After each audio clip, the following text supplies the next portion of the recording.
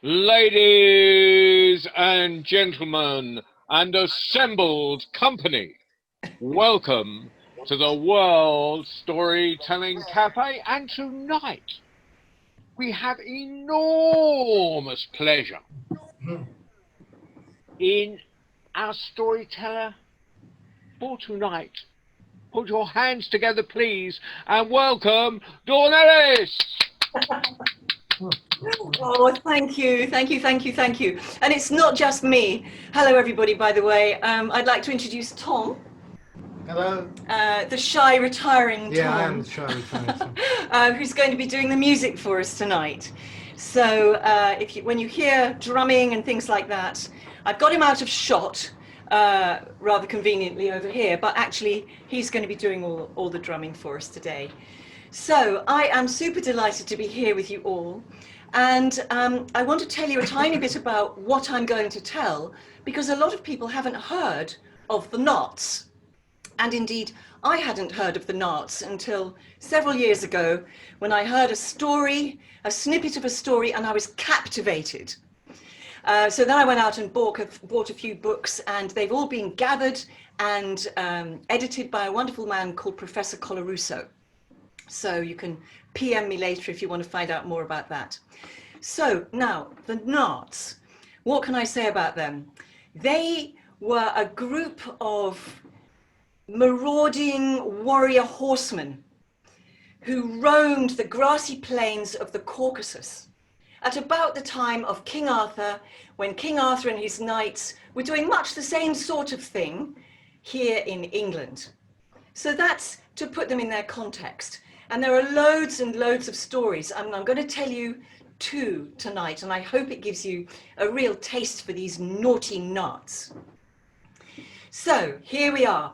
If you were, in those days, to get on the back of a giant eagle and fly way over Europe, and fly way over Turkey, and over the sparkling waters of the Black Sea, you would make landfall on the grassy plains which lead in the far distance to the jagged white teeth of the Caucasus Mountains.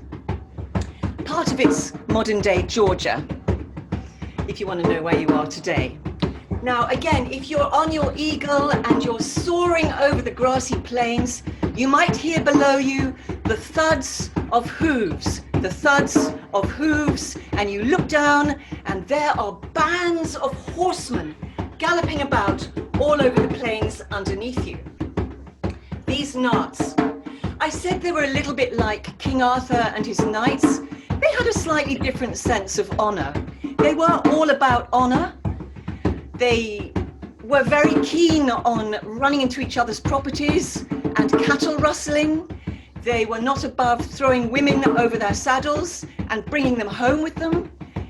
And that was what they called courtship in those days. And they had a motto, and their motto was, "If our lives be short, let our fame be great." So you get an idea about those knots. Now, I talked about the horses. The horses were amazing animals. They were, if you know about horses in stories, you could say they were horses of power, because they could outrun the wind, and some of them could even understand human speech. So it was quite common for a Nart boy or a Nart girl to meet a horse when they were very young and stay with that horse for the rest of their lives and go on adventures together. And the women, well, these women that you might think were thrown over the saddles of the men and taken back to the stone towers they lived in, these women were as fierce-hearted as the men. And in wartime, they would stick a knife between their teeth, jump on horseback, and prove themselves to be excellent horsewomen and very brave warriors. In peacetime, they could be found stirring the great vats of porridge for the men, and also embroidering exquisitely all over coats and hats. You get a picture of the women. Now, there was one woman who was acknowledged to be the most beautiful, the cleverest, the bravest, and the most powerful sorceress of them all. It's said that she could actually order the elements. She could bring storms. She could control the wind. She was that strong. To look at, she had these long black braids hanging almost to the ground, and she had Frida Kahlo eyebrows, and underneath the eyebrows, flashing eyes. You didn't want to get on the wrong side of her, let me tell you. But most of the time, she was creamy and beautiful like the full moon, and her name was Lady Saturnia. Mostly when we're telling this live, whenever people hear the name Lady Saturnia, they go, ah.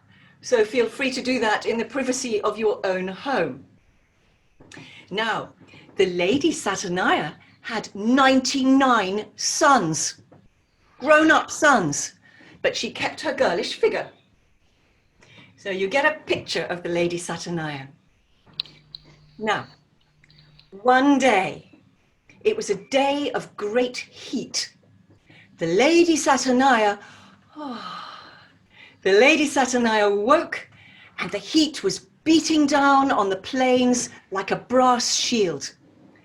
And the Lady Saturnia got up, and she went out of her stone tower to go down to the river to cool off.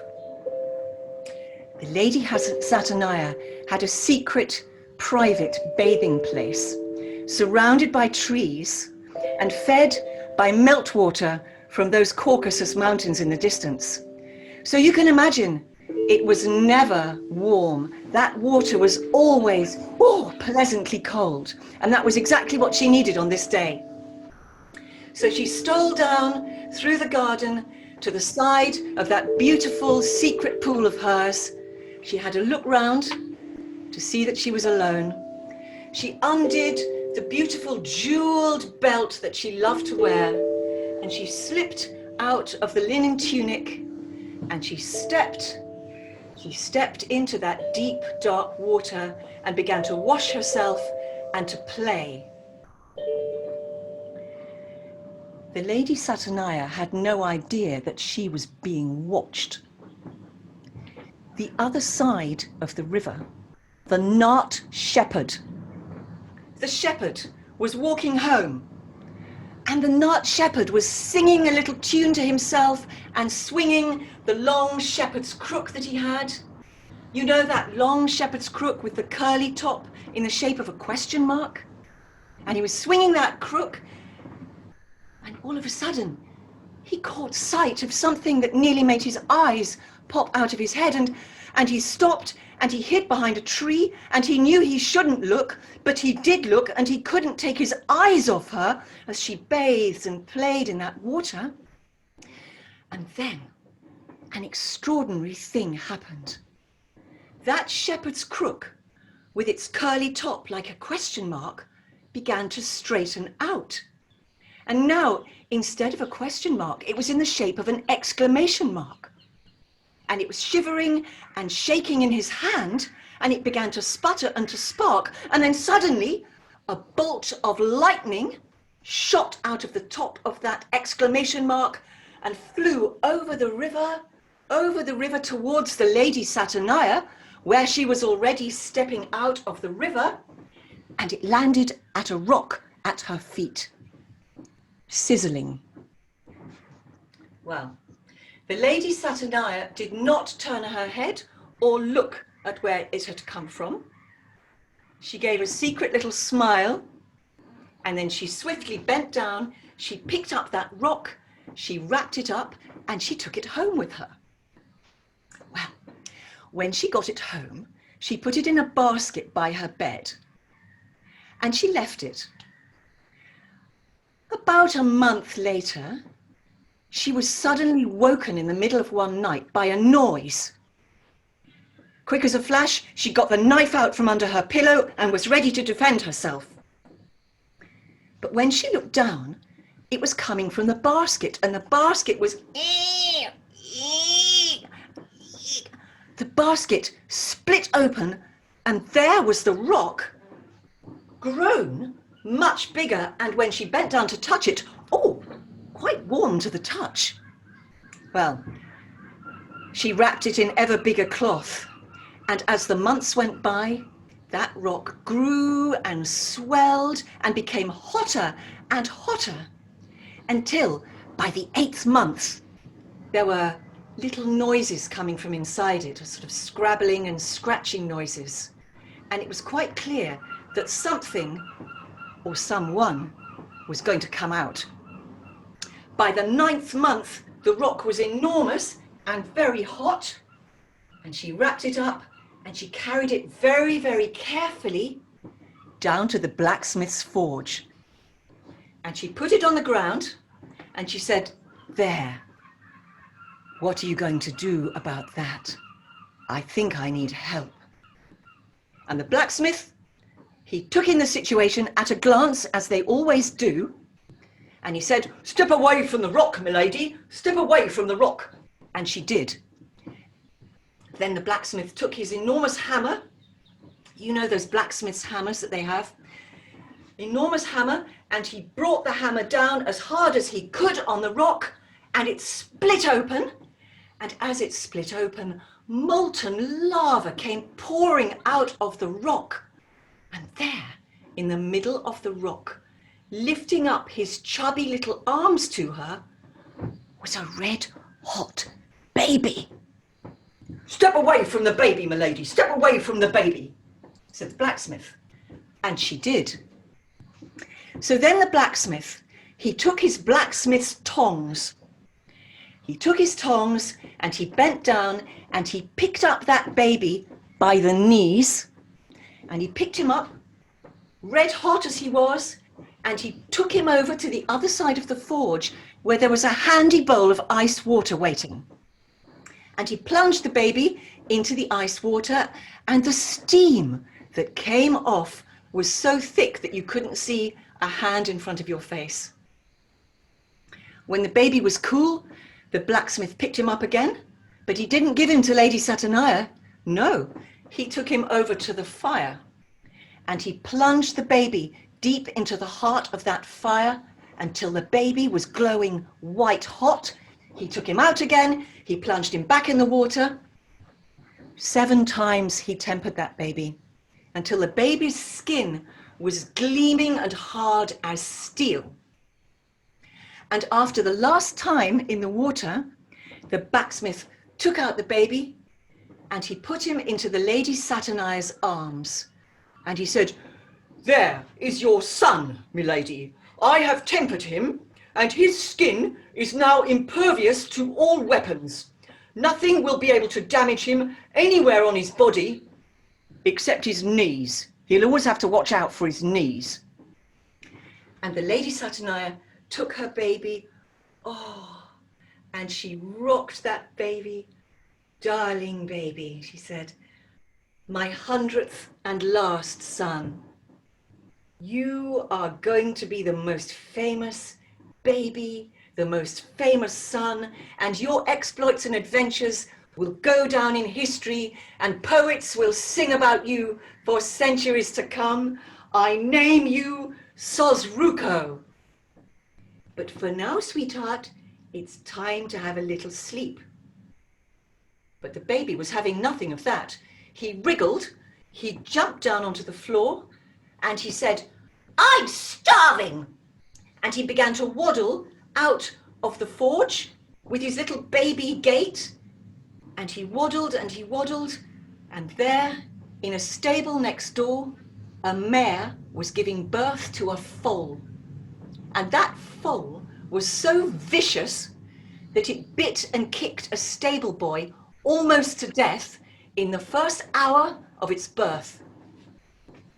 And that foal and Sosruko were to become joined. They were horse and boy and horse and man, and they spent their lives together and they went on adventures. And I'm going to tell you about one of those adventures now. Let's leave the forge behind and reel forward. Let's reel forward 14 years. 14 years later, and there's a young boy standing holding the bridle of an enormous horse. And he's standing by the fence of his stone tower, and he's looking out over the plains at a dust cloud. And the dust cloud is the vanishing backs of his 99 older brothers who have left without him on an adventure, again without asking him. Sosruko was so furious that he was grinding his teeth. And as he was grinding his teeth, he felt a presence beside him. It was his mother, the Lady Saturnia. And she arrived next to him, shimmering slightly, and she said, "Darling, what's wrong?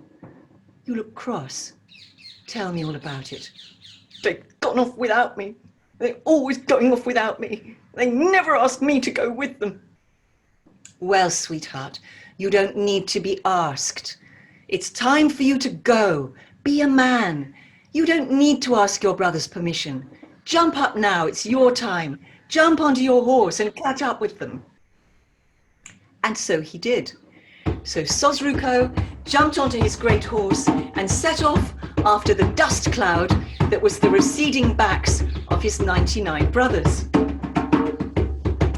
How on earth was he going to catch them up, you may ask? But remember, his horse was a horse of power. The same horse that was born at the very moment that he was born. And this horse could outrun the wind. This horse was a heroic horse. He was called Bazao. And Sosruko was the only person who could even begin to manage him. And so they set off, outrunning the wind, towards that dust cloud of his brothers' backs. And they went, and they went, and they went.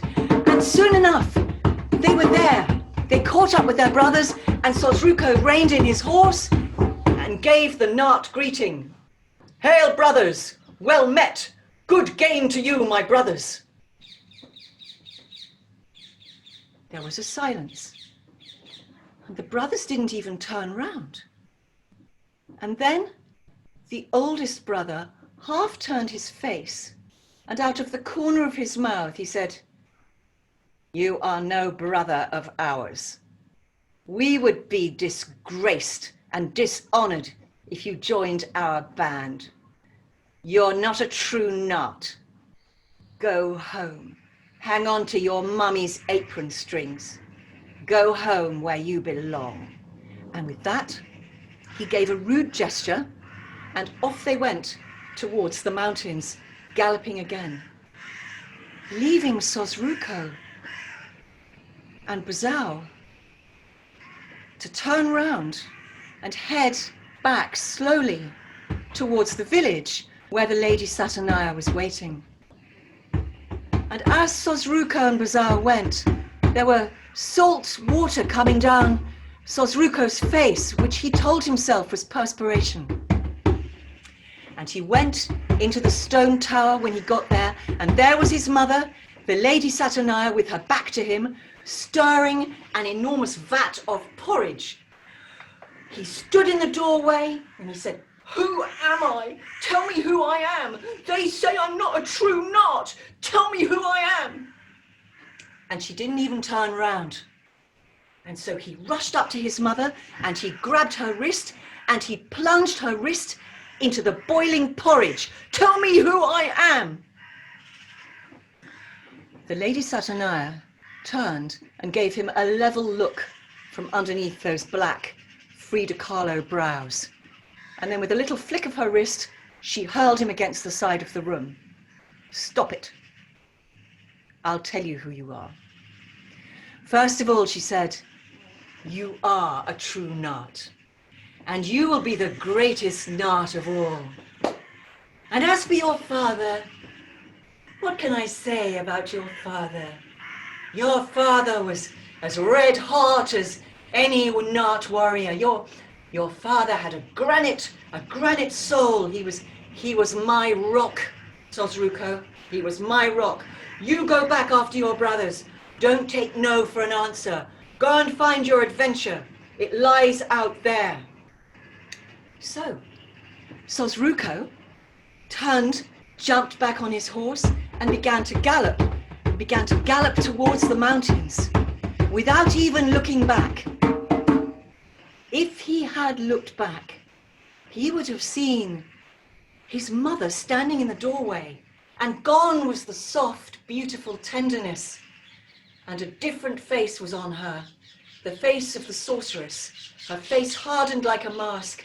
She lifted up her hand to the heavens, and she let out a curse. She cursed the brothers. She said, "Those 99 sons of mine, may they perish without the help of Sosruko. Bring them bad luck. May they never prosper." She looked up to the heavens. She called on Father Frost himself, and she called down a massive ice storm, and she took it and she hurled it after Sosruko towards the mountains. Well, the first Sosruko knew about this was when the grass underfoot became a little crispy, the way it does when there's a frost. And then as he neared the foothills of the mountains, it became slippery underfoot, and he and Bazal had to be careful.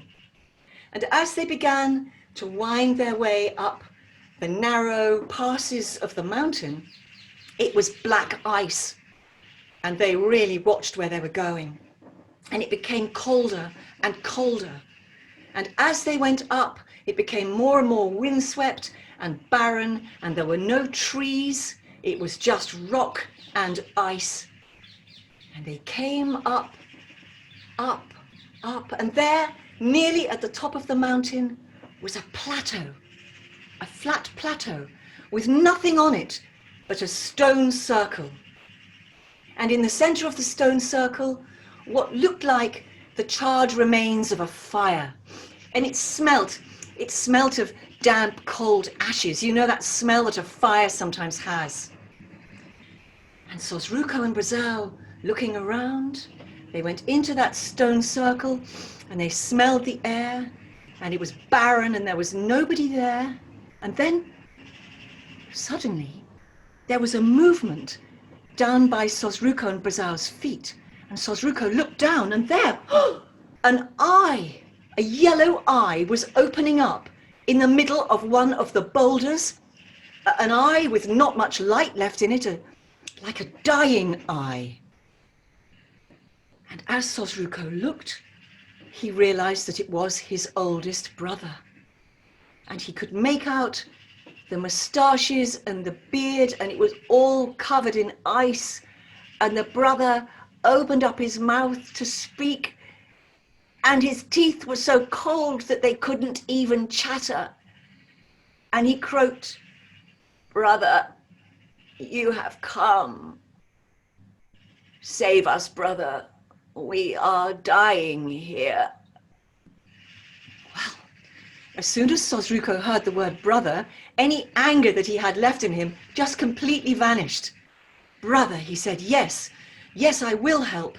But where are the horses?" Because a knot is nothing without a horse. "When the ice storm came, everything was taken from us, and the horses left, and the fire went out, and we have no food, and we will perish here. Save us, brother." Sosruko jumped down from his horse. "Yes, I will save you," he said. "I will save you." And he looked round, for something to save them with, and there was nothing. He hadn't brought the makings of a fire with him. He had no meat to give them. There was nothing. And he said, "I will save you." And he looked to the west, and the sun was just vanishing, a little golden rim over the horizon. The dark sky was spreading, and as he looked overhead, the evening stars were coming out. And he could see the evening star, and then he spotted another star that seemed to be twinkling brighter than the rest. And the only thing that Sosruko had on him was his bow and arrow. So Sosruko took his bow and arrow, And he took aim. He took aim at that star very carefully. And he let the arrow fly. And his aim was true. And the arrow flew to the star and it hit the star. And the star fell. The star fell to ground and landed at Sosruko's feet. A ball of fire, shimmering with iridescent colors, shivering and flickering. And Sosruko said, "Brothers, come, gather, see this star which I have provided for you. It will make do until I go and I find you fire and I find you meat." And the brothers very slowly came round and they sat around the star, and the star was enough to warm them. But meanwhile, Sosruko had seen over to the east a flickering light. Fire a long way in the distance. And so he and Bazao wasted no time, and they set off. They went down the mountain the other side, and they set off towards the fire.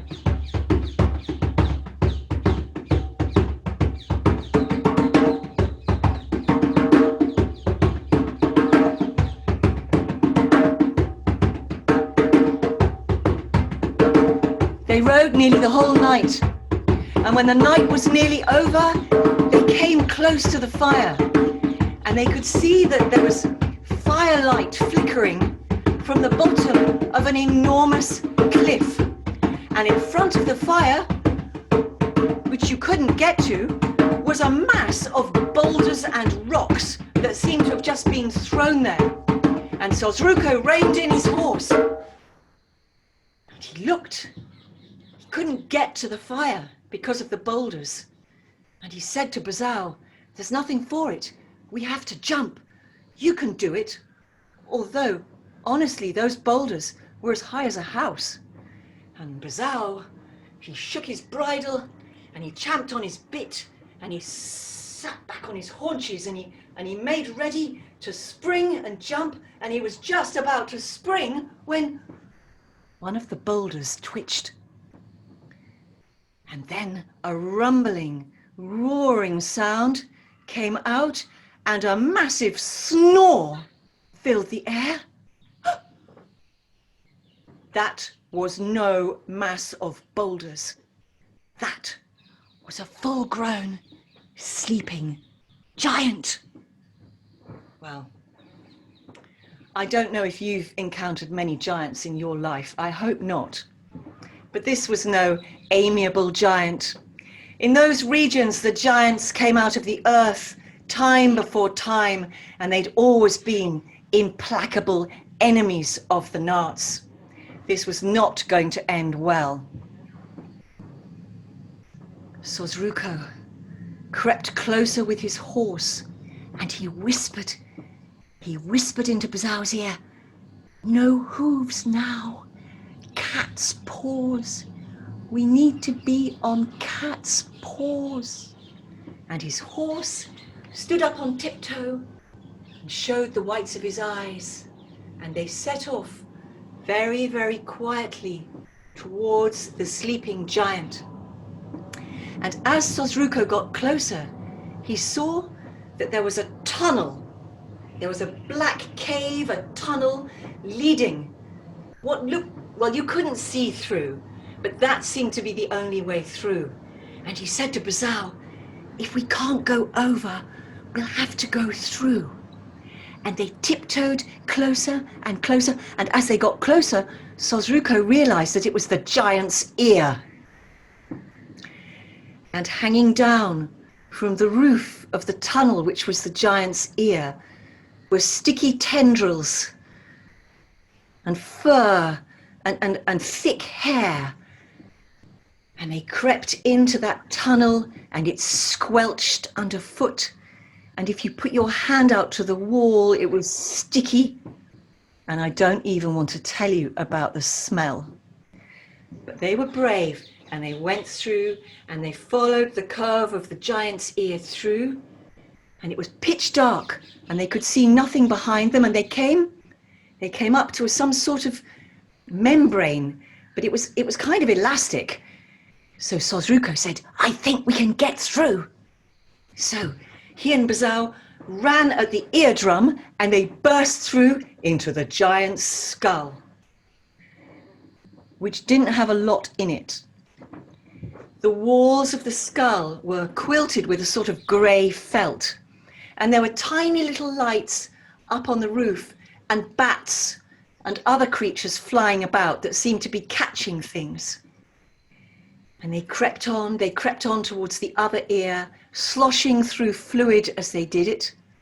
And then they found the other membrane, and they burst through that eardrum, and they went through the other ear, and finally they saw the glow of the fire ahead of them. And they burst out, and there was the cliff with a crackling fire. Well, Sosruko wasted no time, as you can imagine. He picked the strongest burning branch that he could find, and he put it over his shoulder, and he said, back, Bazao, just be quiet, back the way we came. So back they went through the ear, back they sloshed through the giant's skull, back through the other ear. Oh, and they could smell the night air. And was that a grey light outside? It might be the morning even. And they were nearly out, and Sosruko was so thrilled with himself that he couldn't help it. He went, yeah! Oh no! The branch had caught light of one of the giant's hairs, and before he knew what had happened, quicker than you would have thought possible, Sosruko found himself clenched in the granite fist of the giant, who was now very much awake. And he was squeezed in this giant's hand, looking up. Ow! That's tight! And the giant looked down at him in his fist, and in a voice that had clearly not seen any action for a number of centuries, but which seemed to come from the roots of the mountain. Hello, gotcha, mannequin, said the giant. Breakfast.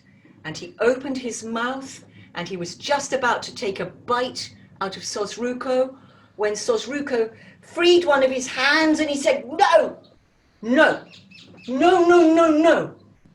He said, you don't want to do that. He said, my master wouldn't like that at all. My master is bigger than you, and my master is a great hero. My master is called Sosruko, and he is the famous Sosruko, and you must have heard stories about him. No, said the giant. Well, you must have heard stories about Sosruko's mother. Sosruko's mother is the great sorceress, the Lady Saturnia. You must have heard stories about her. Yes, I have heard stories about the Lady Saturnia, said the giant. Well, said Sosruko, I can tell you stories about Sosruko as well, my master, my great, famous and clever and brave master. Stories? Said the giant, and a little wistful gleam came into his eyes. It was obvious that he hadn't heard a story for a very, very long time. So Sosruko said, I will tell you stories about the great hero Sosruko, but you have to put me down first. And the giant put him down, and Sosruko said, right, well, he said, story number one. And he looked at the giant's head, which was covered in dreadlocks. And he said, my master, Sosruko, he has dreadlocks too, and dreadlocks make your scalp very itchy sometimes, and it's hard to scratch them. But I've got a story about how my master Sosruko scratches his head. Do you want to hear it? Yes, just one story, said the hungry giant. And Sosruko said, right, what he does is this. he takes me and he puts me on top of a high cliff, like as that one it might be. And he then finds an enormous rock, as big as he can, and he puts that up there by me on the cliff. And then he stands underneath, and I push the rock off, and that's lovely and a most delightful sensation for my master, Sosruko. I can do that, said the giant. And so he took Sosruko and he put him at the top of the cliff. And then he found an enormous boulder, as big as 4 horses strapped together. And he put that on the mountain as well. And then the giant went and stood underneath, waiting. And Sosruko, at the top of the cliff, started pushing with all his might, and he pushed the boulder over, and it fell onto the giant's head. And Sosruko looked down, and the rock had split open on the giant's head and was lying shattered on the ground around him. And there were bits of shards of rock sticking out of the giant's scalp. Oh, said the giant, that is indeed a most delightful sensation. And he picked up his great hand and he began to pick out the bits of rock. Lovely, he said. What else does Sosruko do? Well, said Sosruko, what he does is sometimes the great hero Sosruko likes to go courting, and when he goes courting, he likes to have something that will warm his heart and give him the right warm heart for courting. And what he does is he takes lots of metal and he boils it up in a great big cauldron, and then he drinks it all at one go. And that's what Sosruko does to warm his heart. I can do that, said the giant. And so he led Sosruko round the corner to his own personal scrapyard, which was full of bits of iron. And then he brought it all together and put it into an enormous cauldron and lit a fire. And when the cauldron was boiling, the giant tipped it up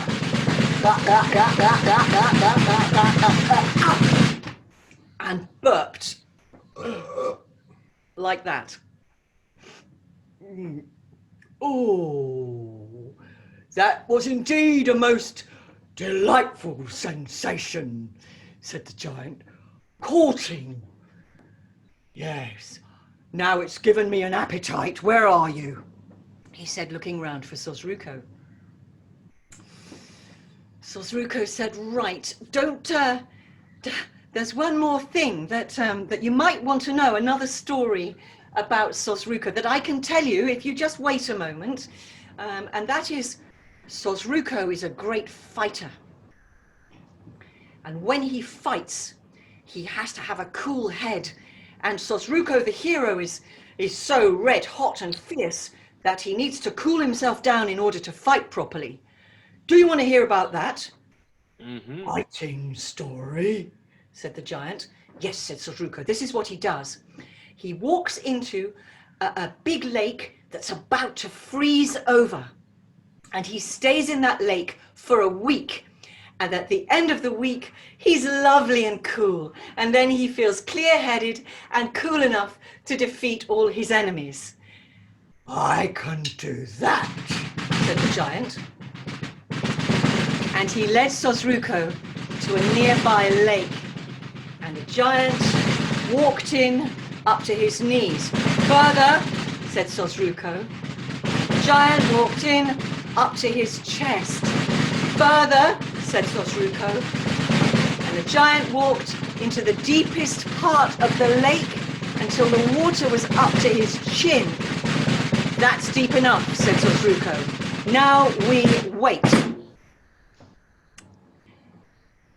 And he smiled at the giant, and they waited. End of the first day, there was a frost. Nothing much to speak of. End of the second day, there was a harder frost, and little bits of skin like a membrane started appearing on the top of the surface of the water, like pieces of a jigsaw. Third day, nothing happened. Fourth day, there was a hard frost, and the pieces of the jigsaw started joining up on the lake, and it was getting colder. Next day, the ice got thicker. Next day, thicker still. And by the seventh day, you could skate on that ice. And the giant said, 7 days are up. Yes, said Sosruko. And the giant said, it is indeed a most delicious and delightful sensation, and I feel lovely and cool. Yeah. And he gave a prodigious yawn, and he shrugged his great shoulders, and the ice began to crack. Wait, said Sosruko. Oh, I'm sorry, he said. I'm sorry. I meant 8 days. I'm so sorry. It's my bad. 8 days. We have to wait 1 more day. Then you'll be as good as Sosruko. And then he turned his back so that the giant couldn't see him, and he lifted up his voice and he called, Mother, help. And his voice, as a child's will do, his voice went over the plains and over to where the Lady Saturnia was, sitting in her stone tower in her own thoughts. And it came to her, and without wasting any time, she went outside, she threw up her arm, and she called Father Frost, and she said, I summon the strongest ice storm that you have. I summon you now. And then she took the ice storm and she threw it towards where she'd heard the voice. And the ice storm hit on that 8th day, and it raged for the whole of that day. And you could see nothing.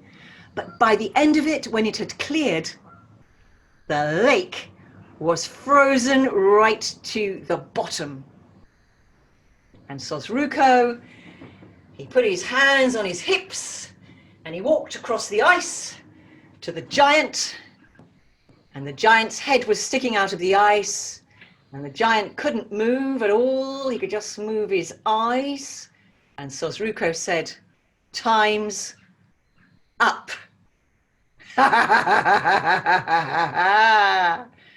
And the giant moved his eyes and he said, I can't move. And then he said, you're not Sosruko's servant, are you? You are Sosruko himself. Yes! I am Sosruko! And Sosruko did his little victory dance. And then he went over to the giant, took out his dagger, and began sawing at the giant's neck, because you cannot leave a giant in the ice until spring. And he began, and the giant said, are you trying to kill me? Yes, shh, said Sosruko, and began sawing again. And the giant said, well, you'll only tickle me to death with that little thing. If you're going to kill me like a man, like a hero, with my own sword. And there, he said to Sosruko, he said his sword was at the edge of the lake. And he said that Sosruko had just to line up the sword along the ice and set it off, and it would slice off his head in one go, and it would be honourable. Well, of course, Sosruko was a Nart, and he cared about honour, so he agreed. And, said the giant, when you've done it, you will find a thick black vein sticking up out of my decapitated neck. Cut it off. He said, it's my gift to your lovely mother, the Lady Saturnia. I've always had a very high opinion of all us giants. We hold her in great respect, the lovely Lady Saturnia. You take that and it will become a beautiful belt, and it will be just what she will love. Please take this as my dying wish. So Sosruko agreed. And he set off the sword, and the sword sliced off the giant's head. And there, sticking up, just as the giant had said, was a black vein. Sosruko cut it off, and it fell to the ice and instantly transformed into a glittering, iridescent, bejeweled snake skin belt. Exactly the sort of thing that his mother would love. And Sosruko went over to it to pick it up, and he was just about to pick it up when he looked at the giant's head, and was that a sly look in the giant's dead eyes? And come to think of it, when had the giants ever willingly done a good turn to the Nats? He took his dagger and he very carefully picked up the beautiful thing, the beautiful belt on the tip of his dagger, and then he went over to a tree that was at the shore of the lake, and he carefully wrapped the belt around the trunk, and it instantly strangled the tree, and the tree was cut in half and fell to the ground. "I'm so clever, I'm so clever, yes," said Sosruko. And at that moment, a chilly wind caught him, and he shivered. And as soon as he shivered, he remembered his brothers up there on the bare mountain, his brothers around a star which couldn't last forever. And so very quickly Sosruko took the branch of the fire. He gathered all the firewood that the giant had around, and he put it all on Brazao, because he was a horse of power, and he began to gallop home to where the mountain was and where his brothers waited for him. And on the way, he shot and killed a lot of game, mostly deer, and he took them with him. And then as he was nearing the foothills of the mountain, he saw a herd of horses, and he recognized them immediately as his brother's horses. And so he gathered them up as well, and horses and game and firewood and fire, he made his way up to the top of the mountain, to that plateau, to be greeted by his brothers. And his brothers had been taking it in turns to warm themselves by the star, so they were all in good spirits, and they'd be doing little pub quizzes and star jumps to keep themselves fit, and they were all ready, waiting for him, looking over.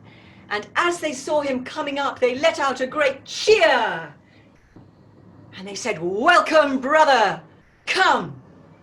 And before long, there were fires lit, and there was buck and game roasting over the fires. And shortly after that, the brothers lay back with full stomachs and rosy cheeks, wiping the grease from their moustaches and their beards, contentedly. And then they caught sight of the star. And the star was not the fiery ball it had been. It was flickering, it was mostly dark, and there were little shudders of flickering light going over the surface, and it was dying. And when the eldest brother saw this, he stood up, and he put out one hand to Sosruko, who clasped it, and another hand to another brother.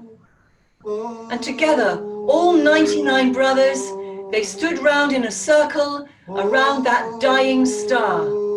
And they sang a song, which was a song of healing and honor that their grandmothers had taught them. And they all stood round and honored that dying star.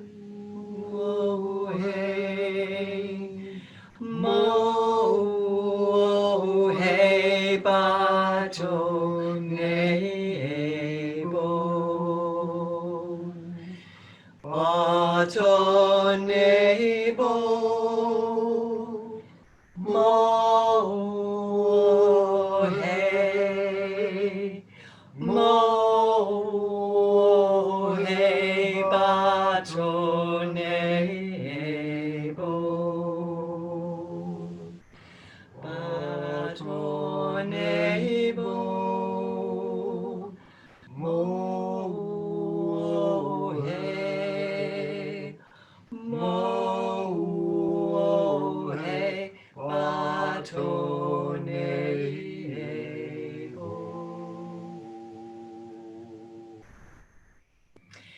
as the last chords of the song died away, the last light of that star flickered and died, and it was left just an ordinary cold lump of rock. Soberly, the brothers packed up their things, saddled their horses, and carefully they made their way down that mountain. And joyfully they galloped off home, galloped across those plains to where the Lady Saturnia was standing waiting for them. And as they galloped, Sosruko was at the head of the band, and Sosruko was their leader. And that is where Sosruko stayed through the years that came, through all the adventures and all the quests and all the cattle raids that they went on. Sosruko was their acknowledged leader. And they had adventures together. And I do know those adventures. But those are stories for another time. Because this is not the end of the story. This is the beginning of a lot of other stories. And they'll have to wait until next time we see each other. Because for now, that is all I know. Fantastic. That was brilliant. And I do like a bit of decapitation. Don't we all, John? Don't we all? Absolutely. I'd like a round of applause for Tom, if I may. Oh, the disembodied Tom. voice in the background. Lovely. Thank you. Thank you all for watching. It was And lovely. so if anyone wants to say thank you properly, there's a little hat there. Now, Dawn has kindly said she doesn't actually, because she lives on things like, stories, stuff like that. So she wants to, she wants to donate everything tonight to the storytellers in Morocco who are having a really hard time because COVID's hitting a bit in Morocco now, and there's no social security or anything. People can't earn a living. So Dawn's hat tonight is going to the Cafe Clock Tellers in Marrakesh. Thank you very much, Dawn, for that. So anyone who wants to put anything in, wherever you're watching, go to the site and pop a little into a hat. Thank you.